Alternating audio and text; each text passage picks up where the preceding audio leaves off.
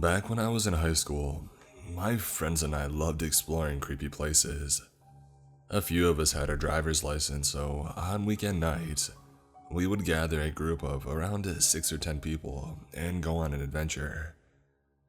One summer, our favorite place to go was this abandoned movie theater on the west side of town. This place had closed down probably about 3 years before we had started visiting it, and in that time, it had become a rundown building. There were no trespassing signs in the front entrance, and each of the fire exits around the building, coming from the theater rooms. The glass at the main entrance was all broken and had been boarded up. The front door was busted and didn't latch or lock, so people were able to get inside. We knew that there had to be homeless people crashing in there, but we were young and dumb, and felt invincible in a group. It was part of what made it scary.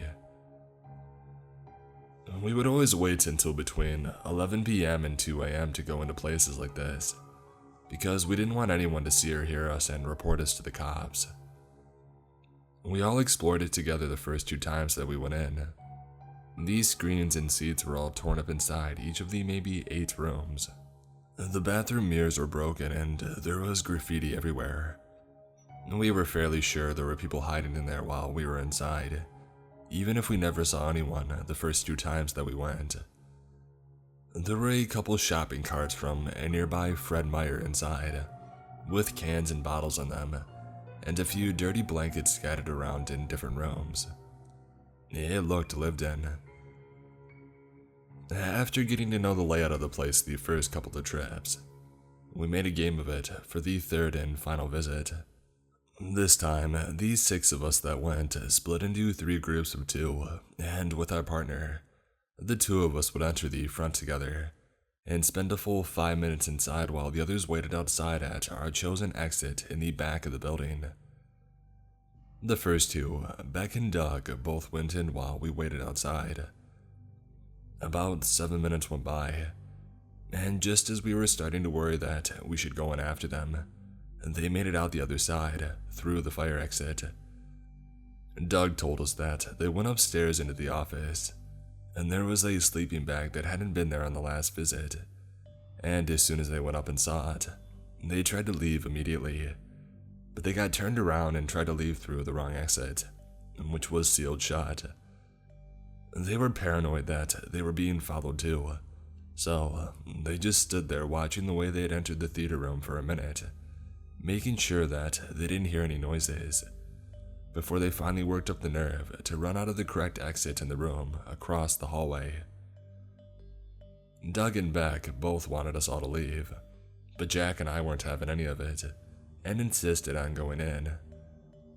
Brad and Drew and the other group of 2 that was going to go in last wanted to come with us, so the 4 of us went inside while Beck and Doug both waited by the exit. The first thing that we all wanted to do when we got inside was go check out the upstairs office. Just as we started to make our way up the stairs, we all heard a loud banging sound. It was coming from the back of the theater. We all agreed that it had to be Beck and Doug trying to scare us so that we would come out and we could leave. We got upstairs and the pounding stopped. Doug was right. There was a sleeping bag rolled out on the ground, with a few paper bags set up around it. Brad flashed a light in one of them and saw a syringe and something that looked like a vibrator. We were all pretty grossed out and had a little laugh about it. We looked around up there and didn't really notice anything else interesting, and we were starting back down the stairs when the pounding started again. We decided that we should probably make our way to the exit. I hope that we hadn't been caught trespassing by the cops. We came out through the exit, and immediately, both Doug and Beck were talking over themselves to tell us that, a minute after we had entered the theater, a really tall, creepy, homeless-looking man with greasy hair walked right past them, heading for the entrance. Beck said hello as he passed, and the guy stopped, turned, and kind of lunged a few inches toward him before stopping. One side of his face was really wrinkly. Beck thinks that maybe he was a burn victim or something, The guy stared him down for a second and then, without saying anything, turned and walked around the corner where we had gone inside. They started pounding on the door right after he was out of sight, to try and warn us there was a scary dude in there with us. We were in there for about 5 minutes with this guy, and we never saw him. He had to have heard us and he hid somewhere. We started to walk back to our car in the Fred Meyer parking lot. It was about 100 yards from the theater, and a car pulled into the parking lot and shined its headlights on us, before flashing its red and blue lights. The police officer had us all sit down in front of the spotlight in front of the car, and asked us what we were doing. We told him that we were going to head inside the movie theater, but a really scary tall guy walked in, and we chickened out. He told us that it was really dangerous to go into places like this, as there had been violence in the building before, and it would be a shame if we got hurt doing something stupid. He let us go, and as we drove off, we saw him shining a light inside the front entrance.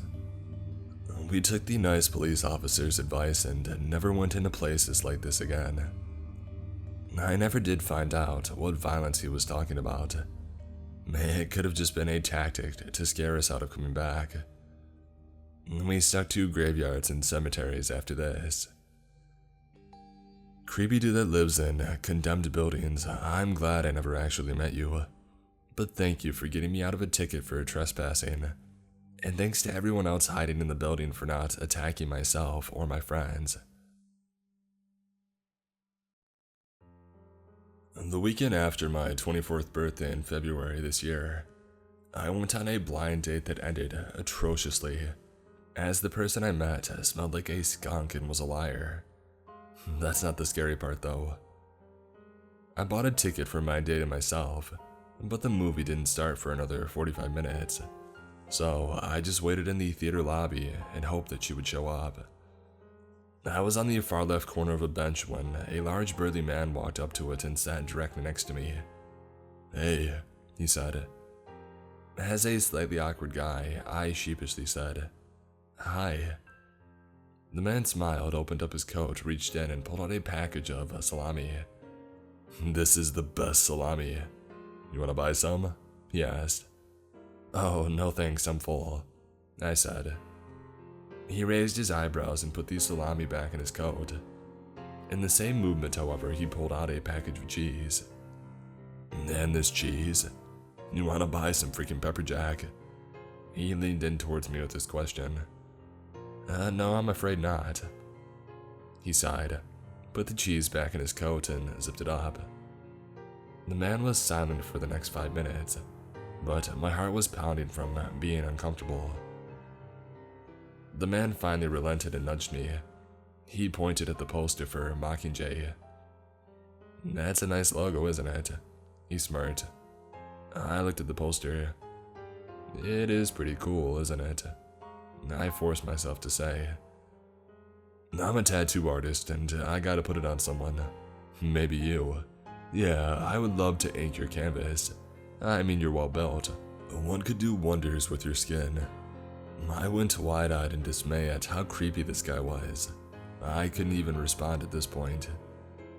"I'm also a musician. I bet you have great vocal cords.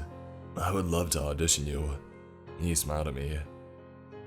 "Maybe another time, man. I'm meeting my date any second now," I said. "Oh, is she hot?" he said with his tone deeper and more serious. "I don't know. We'll see." "Well, lucky her," he said. He reached out and stroked my hairline and ran his finger through my admittedly long hair. Lucky her. I sprang to my feet and stomped out of the theater. "Oh, come on, man, you can't just leave me like..." He shouted after me when a theater usher stomped up to him and yelled at him to leave. After about 3 minutes, I re-entered the theater and the creep was nowhere to be seen. I can handle myself, but I felt violated by the whole incident. So, this took place about 2 years ago. A bit of an introduction to me. I've been having some health issues the past few years. Around the beginning of my health getting bad, I went to the hospital for the first time. Earlier that day, I was sitting in a lecture trying to focus on the content, and I started having a nasty headache and my vision began to fade. I started getting nervous about it because it got to a point where I couldn't see anything anymore, and I started getting nauseous. Now, I later found out that it was a really bad migraine, but I had never had one before, and my family didn't have a history of migraines, so I was really worried about losing my vision. After my sight came back, I was messaging one of my friends telling her about my concerns. She told me that she would drive me to the hospital if I needed a ride.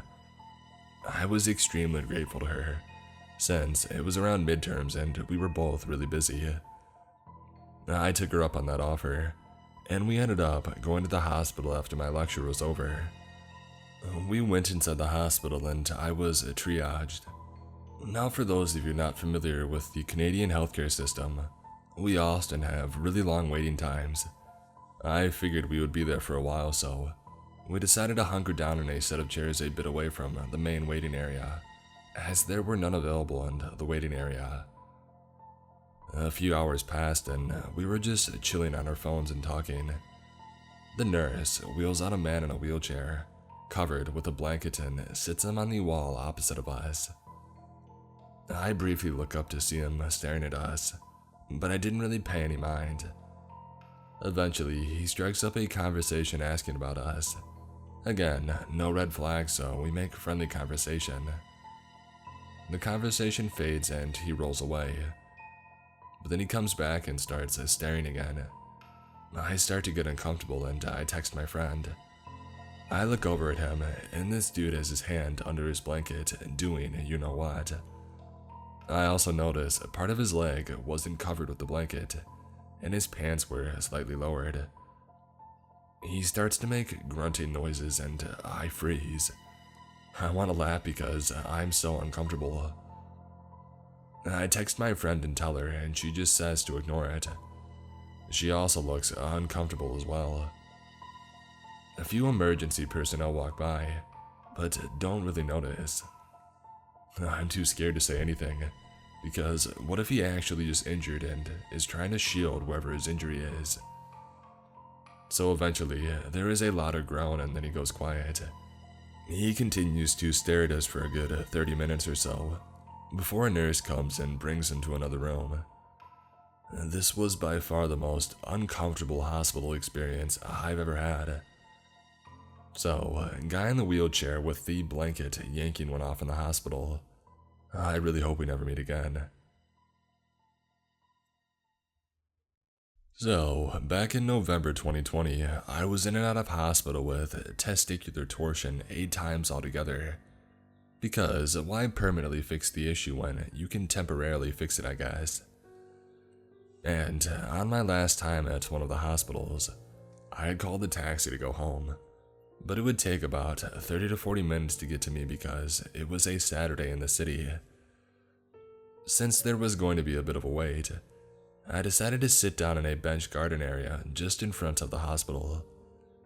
It was 3 a.m., about 0 degrees Celsius, and I had been awake for about 36 hours at that point. My taxi was on its way and I just sat cross-legged on the bench, headphones on and nicotine keeping me alive. Everything was all fine until after 10 minutes I noticed a guy very clearly walking directly towards me. He was stumbling a little bit, so I assumed he was drunk. As he got on level with me, he stopped right in front of me and said something that I didn't hear. I looked up and said, "What? Sorry I had music on," as I pulled them off. And he looked me dead in the eye and just said, "I could batter you right now." Of everything I was expecting him to say, that wasn't on the list. So, caught off guard, I tried just disarming him with humor by saying, "I don't doubt it." Which did work, thank God, because he would have absolutely pummeled me to the ground. And every time I said that or something similar, he would just say, "I could batter you. I want to deck you right here, right now, and I could take you in a fight." Just to recall a few of them. After his anger had toned down, he sat on the bench next to me and started generally drunk rambling about his family and his friends, and very specifically, his best friend's girlfriend that he was having an affair with. And then he pointed out my shoes, saying, "Those are nice, mate. Can I have them?" Obviously, I said no, firmly but not aggressively, and then said thanks and told him about the fact that I got them on sale. He said, "Can I touch them?" which was immediately a big red flag. I politely declined, and he started rubbing my shoes anyway. I was still sitting cross-legged on the bench. And then in one swift movement, he grabbed my ankle, pulled my entire leg up to his face, and put his entire nose of my size 11 Converses in his mouth. At which point, while sitting in stunned silence, I started desperately looking around, and I see the hospital police walking over. The officer asked if we were here together, and he said yes, and I said no. The officer then asked if he was a patient, and I said yes, and he said no. I told the officer I was just waiting for my taxi, and the guy rambled something that I couldn't really make out to the officer, who suggested that he move along. The guy stood up, gave me a handshake, and walked off into the night. That officer obviously asked if I was okay, and I told him what happened, and he was just as confused as I was. After that, my taxi was due in 5 minutes, so I went and stood on the opposite side of the hospital where the taxi rank was.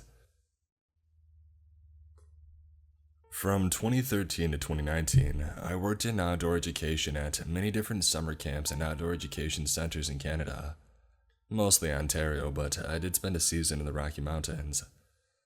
Having grown up going to sleepaway camp and eventually participating in month-long leadership programs with backcountry canoeing components, I was well prepared to lead a group of teen girls from a camp in Georgian Bay on a 2-week camping trip in the Tamagami region during my first year as a counselor.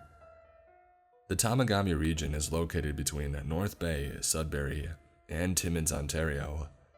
This region is home to many parks, wonderful hiking and canoeing routes, and the Bear Island Indian Reserve. Our route was fairly typical and beginning the Whitefish Falls region, ending at Highway 11 after 14 days of paddling, portaging, hiking, and campfire making. We had a satellite phone to check with our camp director every day, and in case of emergency, we also had multiple exit points along the route. Until our second to last night, we were having fun in a relatively uneventful time, besides some mild dehydration and the usual bumps and bruises. Near the end of our trip, we were doing some pre-camping on the shore of an uninhabited island in Bear Lake that is recognized as part of the Bear Island Indian Reserve. It's a beautiful area, and we were across from the main island that the majority of the 250-person population inhabits. We had put out the fire and gone to bed when, about an hour after falling asleep, I was jarred awake by the sound of a loud motorboat. Obviously, this isn't that weird because it's a large lake and many people use boats to reach the mainland or their homes on secluded islands. However, it was around 11 p.m. and things had been quiet for the last few hours. The motor could cut out and I could clearly hear the sounds of an argument. It sounded like at least one man and a woman, and they were very angry and yelling at each other. Although I couldn't hear anything specific because they were too far offshore. Suddenly, the woman screamed and I heard a splash into the water, and then complete silence. At this point, I was pretty freaked out and was hoping to God that my girls hadn't woken up. But I wasn't that lucky because I could immediately hear them talking from their tents and I could tell that they were scared. I was about to unzip my boat and look out to see if maybe the boaters had had an accident or something when my whole tent lit up. The light slowly panned across me and onto the tent that my girls were in. I was able to tell them to stay absolutely still, luckily. The light panned back to my tent and then over to theirs again. I can only guess that it must have been some sort of boat with a searchlight on it. If anybody has any idea what type of boat it could be, let me know. After an eternity that was really only about 5 minutes, The light was turned off and I heard the motor engage and fade as the boat drove away from us. I immediately found the satellite phone and called our camp director, who gave us the phone number for the local police. I called them and they said they would forward the information that I gave to the local native detachment on Bear Island. I don't think any of us slept that night, and I got up at around 5 a.m. to take my canoe out and take a look around. I thought maybe someone had fallen overboard and had managed to swim to shore. Obviously, I didn't find anyone, and there was nothing floating in the water either, although it was a pretty deep body of water.